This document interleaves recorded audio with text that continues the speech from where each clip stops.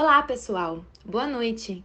Eu sou Janaína Silva, historiadora e fundadora do podcast Fala Clio. E antes de começarmos este episódio, falarei de algumas questões importantes.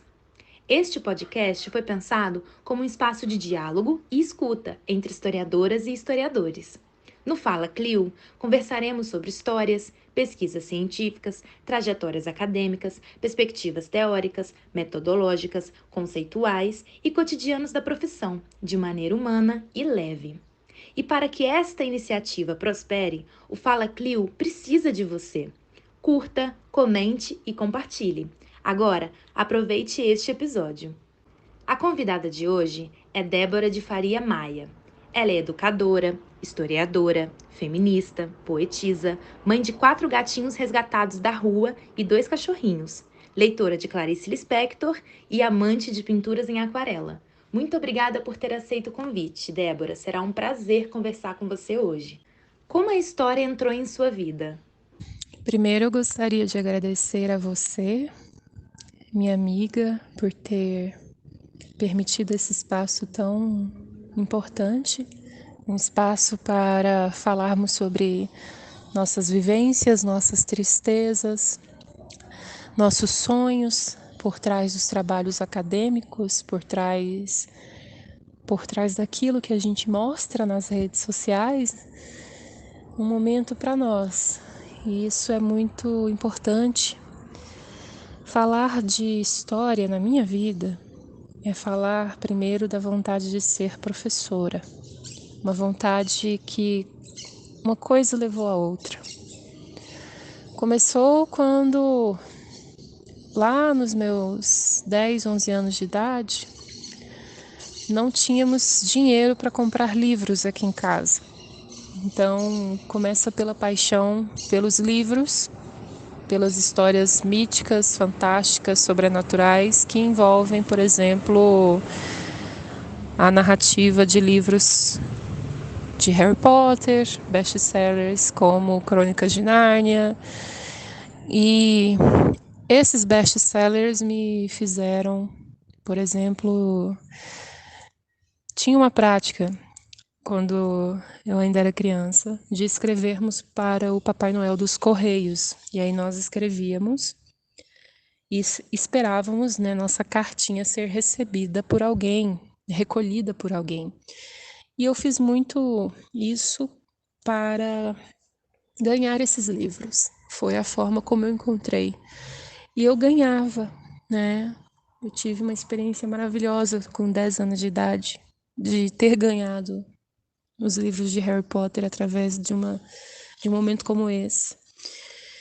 E aí eu fui montando a minha bibliotequinha, colocando esses livros próximos do meu guarda-roupa, porque sempre que eu abria meu guarda-roupa eu gostava de ver esses livros ali. E associado a isso, a essa leitura fantástica, sobrenatural dessas grandes narrativas, eu também tinha de ir à biblioteca para poder acessar livros. Então, por exemplo, a Biblioteca Marieta Teles, ela foi um espaço onde eu frequentei muito durante a época em que eu estava estudando para entrar em História. Quando eu tinha 17 anos, eu fiz um cursinho popular e nisso eu ia até a Biblioteca Marieta Teles e eu me lembro muito bem de ficar ali entre os corredores da biblioteca, namorando os livros, investigando os livros e tentando me imaginar tendo uma biblioteca como aquela. E ter uma biblioteca como aquela também me provocava a correr atrás do conhecimento. E a história, ela veio como uma paixão associada à literatura, associada à leitura, associada às bibliotecas, associadas à observação do mundo. Eu sempre fui uma adolescente muito observadora.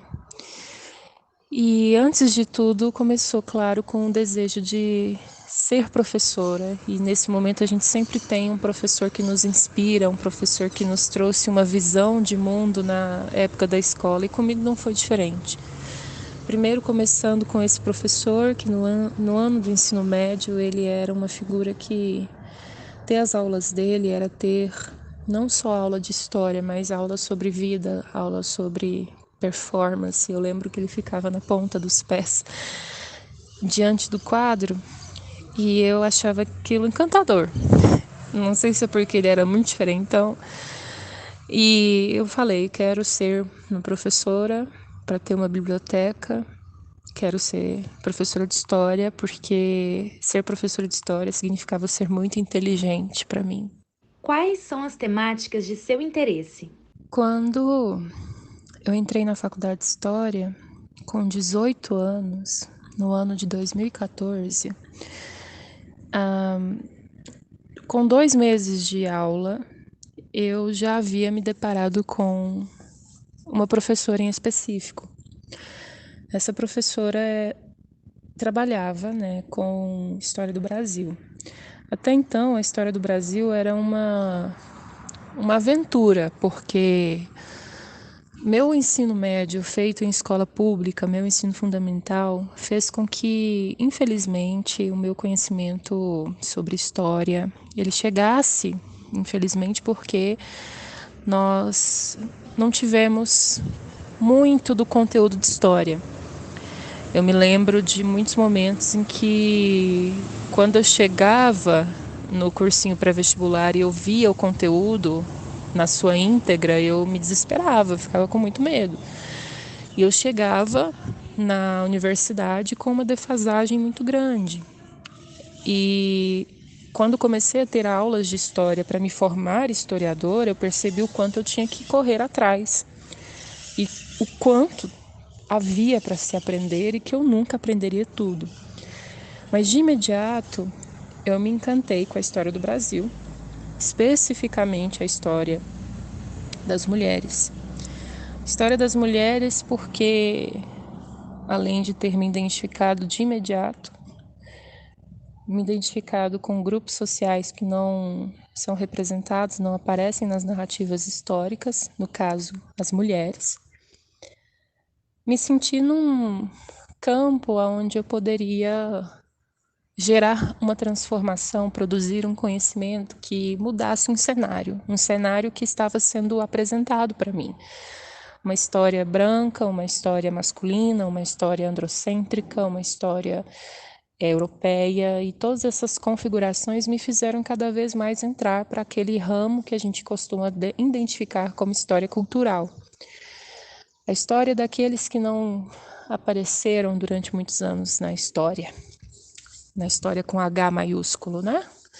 Então, as mulheres, para mim, especificamente as mulheres que produzem arte, as mulheres que escrevem, as mulheres que falam, as mulheres que pintam, as mulheres que cantam, as mulheres artistas são aquelas que me atraíram muito como objeto de análise, objeto de estudo, dentro de uma configuração social, histórico-política que é o Brasil. Né? Essa história do Brasil, que possui tantas lacunas e tantas possibilidades, é aquilo que me chamou mais a atenção.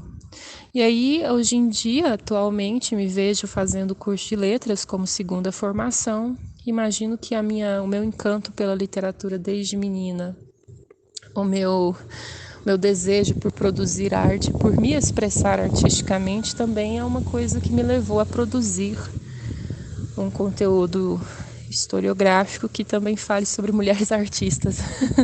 A gente sempre tem, né, essa questão que os objetos de estudo é que, de fato, nós não os escolhemos, né? Nós somos escolhidos, nós já viemos com desejos e questões que são das nossas experiências de vida, e realmente, com relação a mim, foi muito isso. Quais são seus trabalhos mais recentes? Atualmente, desenvolvi a dissertação do mestrado há 1 ano. A minha defesa ocorreu. Nesse momento, meus trabalhos mais recentes, além do mestrado, onde eu abordei a Academia Feminina de Letras e Artes de Goiás, uma instituição formada por mulheres escritoras, artistas, intelectuais goianas. Essa instituição acadêmica que não se compõe apenas de Cora Coralina, mas de outras 80 e tantas mulheres que produzem conhecimento, produzem literatura e falam de Goiás de forma belíssima, e eu estudei sobre elas, eu investiguei a formação dessa instituição, partindo do pressuposto de que eram instituições, até então as instituições acadêmicas brasileiras, como a Grande Academia Brasileira de Letras, e são marcadamente androcêntricas, e dessa forma marcadas por uma presença masculina. E elas estão reexistindo de formas muito interessantes através de uma performance intelectual que elas precisam organizar entre si e uma rede de solidariedade intelectual. É o trabalho mais recente que eu produzi, além, claro, de artigos que foram dos últimos 4 anos, artigos que falam tanto sobre a fundadora dessa instituição, a escritora Maria do Rosário Fleury, quanto sobre outras intelectuais que ao lado dela também organizaram essa instituição, como um artigo que eu me orgulho muito de ter escrito, que fala sobre uma das mulheres negras desse grupo de mulheres, que é Ana Braga Machado Gontijo.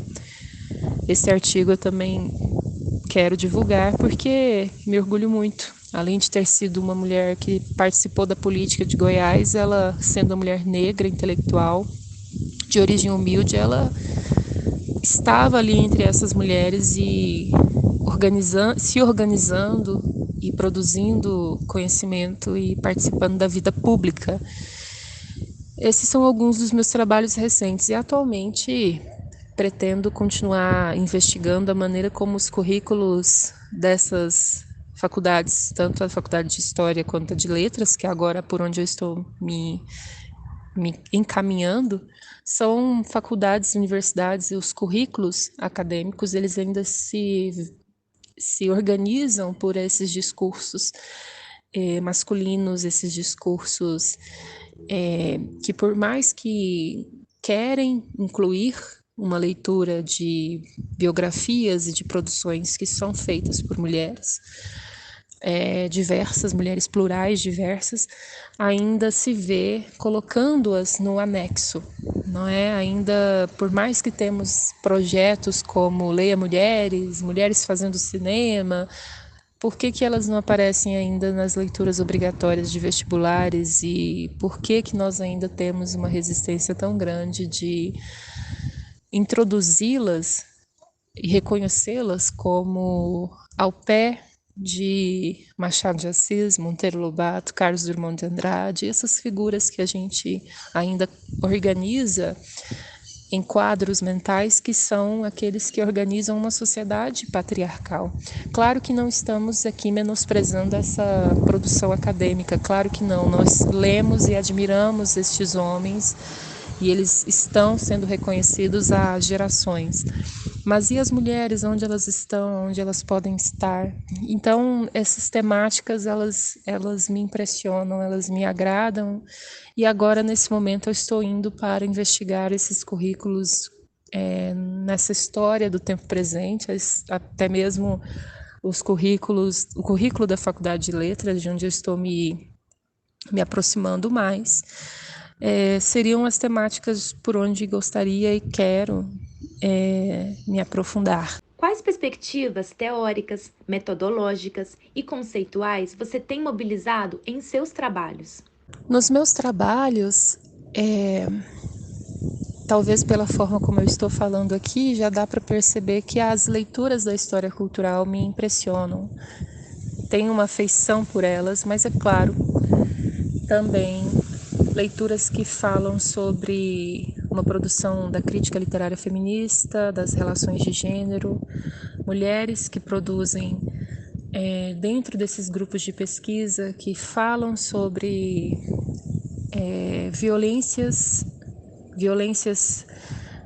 interseccionalidade, violência simbólica, Aí nós temos um Pierre Bourdieu, nós temos das mulheres uma Johanna Scott, nós temos Butler, nós temos Margaret Hagel, temos também Michel Foucault.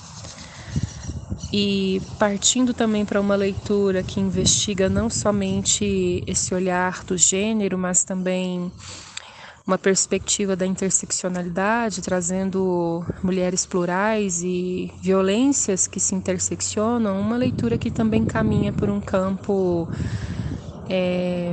decolonial, que vai ser esse campo decolonial que me possibilita criticar a visão eurocêntrica dessas instituições acadêmicas, que é onde o atravessamento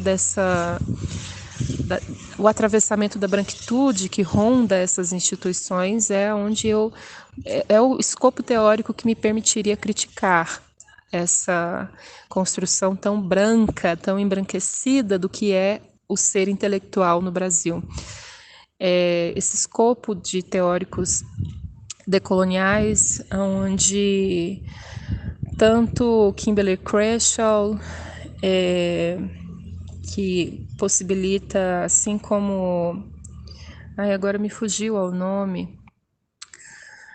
O conceito de interseccionalidade, Kimberlé Crenshaw, se não me engano, mas também Aníbal Quijano, e outros, mas que não se encaixam, não estão sendo tão instrumentalizados por mim no momento, mas que estão próximos a mim nas leituras que eu faço para poder me instrumentalizar. Então, esses teóricos que me possibilitam criticar essa visão enraizada e tradicionalista da história são aqueles que estou me aproximando mais. E é isso. Agora um bate-bola, jogo rápido e respostas curtas. Um momento especial. Momento especial para mim dentro da faculdade de História porque se eu for pensar momentos especiais, eu tenho vários fora da faculdade de História. Principalmente na minha primeira experiência como professora, na vida profissional, né? Mas pensando na faculdade de História, eu me remeti ao primeiro ano da faculdade de História, especificamente o meu primeiro seminário. Foi um seminário, se não me engano, feito em história antiga ou história do Brasil. Não me recordo agora qual foi a área, mas foi um dos primeiros que eu fiz, ainda no primeiro ano da faculdade de História, em 2014. E foi um seminário que saiu muito bom. Eu me lembro que eu consegui me desinibir muito. Eu fiquei em pé, na frente de todos da sala. O professora me elogiou. Eu me lembro apenas de estar com as mãos atrás do corpo, né, numa posição mais cuidadosa, e de ter feito o seminário, olhado para os colegas, ser aplaudida, ser elogiada, o professor elogiando, professora, não me recordo, e eu estar me sentindo muito bem. Consegui fazer um seminário muito bom, e principalmente porque eu consegui falar. Eu consegui expor a ideia do que eu tinha lido, sem precisar tanto ler e sem precisar ter medo. Primeiro seminário da faculdade de História. Eu me lembro da sensação, eu me lembro da postura do meu corpo, eu me lembro da sala, eu me lembro da minha sensação. A sensação tão gostosa. Uma decepção? Sobre decepção, o que me veio à cabeça, talvez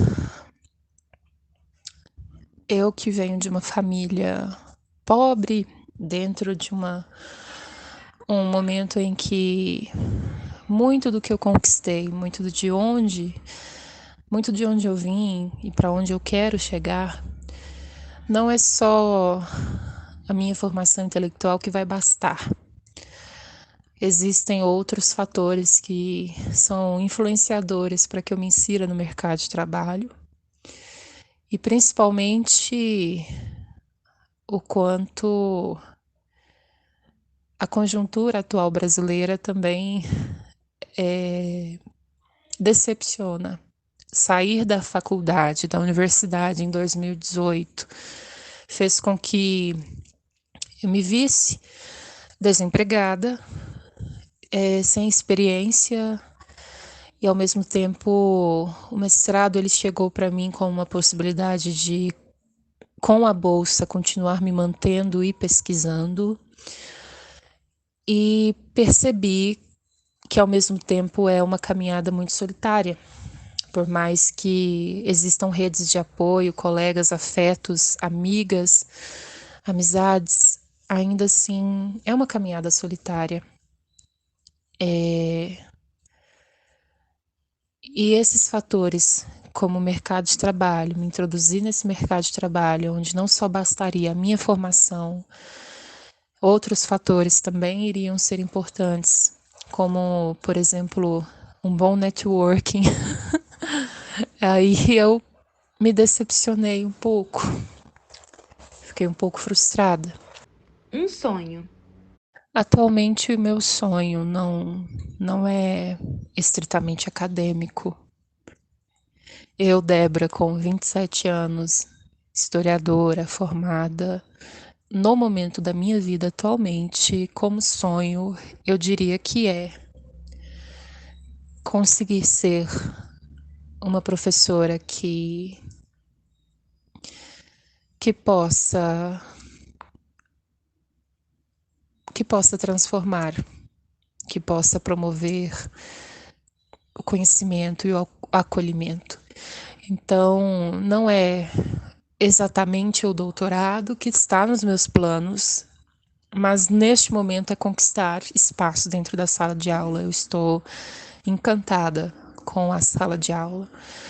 Começar a dar aula fez com que a minha formação tivesse um sentido especificamente. Eu consegui ver aonde eu, Débora, posso gerar a transformação ou a contribuição que eu posso dar imediata é a sala de aula. Então, meu sonho é conquistar mais espaço na sala de aula, é ser a professora que permita o deslumbramento, o acolhimento, que permita a troca e que seja uma ponte. Eu quero ser pontes e pontes para os alunos e alunas que eu tenho e que eu quero ter. Esse é o meu sonho atualmente. Um professor ou professora marcante. Bom, professor marcante é uma professora. É uma das professoras da Faculdade de História que mais me encantaram pela forma de ensinar, que é a professora Sônia Maria Magalhães. Ela foi convidada para estar na minha banca de dissertação, tanto na qualificação quanto na defesa, e ela me orientou no estágio lá em 2016 e 2017. E ela é uma professora que, no momento em que eu a vi e a maneira como ela atua, ela conseguiu vincular a produção do conhecimento dentro da universidade com a comunidade. Então, o olhar carinhoso com que ela tinha, por exemplo, de nos acolher na sua casa, de promover um almoço para nós, depois de ajudarmos com a monitoria em um dos projetos que ela idealizou lá dentro, na área da saúde e doenças em Goiás, história cultural, também história de Goiás, um momento em que nós, alunos do estágio, ajudamos numa monitoria. Ela proporcionou um almoço para nós em agradecimento e ela se colocou num lugar que poucos professores ali dentro eu vi, que é um lugar de igualdade. Ela nos viu como iguais a ela. E eu me vi muito feliz quando tinha abertura para estar próxima dela dessa forma. E a sua relação com a história em uma palavra? Em uma palavra, eu escolheria a palavra desafio. Não um desafio daqueles de reality show, desafio você a chegar, não é assim. Mas porque A história me desafiou tanto quanto um curso a ser completado, quanto um lugar social a ser reconhecido, quanto momentos desafiadores, desde me apresentar no primeiro seminário até as aulas que eu dou, aonde um dos meus alunos uma vez falou que na sala de aula parece que eu estou exorcizando os meus demônios. Eu falo muito e o desafio de ter que falar, ter que me expor, foi constante. E ao mesmo tempo o desafio de aprender, o desafio de ensinar, o desafio de interpretar, o desafio de atuar em sociedade e de transformar, de intervir. A história me implica desafios cotidianos e comigo mesma, com os outros, a desafiar também, a instigar. Então, desafio é uma palavra que me interliga e me instiga, me gera momentos com a história. Muito obrigada por esse papo, Débora, e te desejamos todo sucesso na sua jornada. Esse foi mais um episódio do Fala Clio. Esperamos que você tenha aproveitado esse papo e não se esqueçam daqueles 3 Cs: curtir, comentar e compartilhar. Até domingo que vem!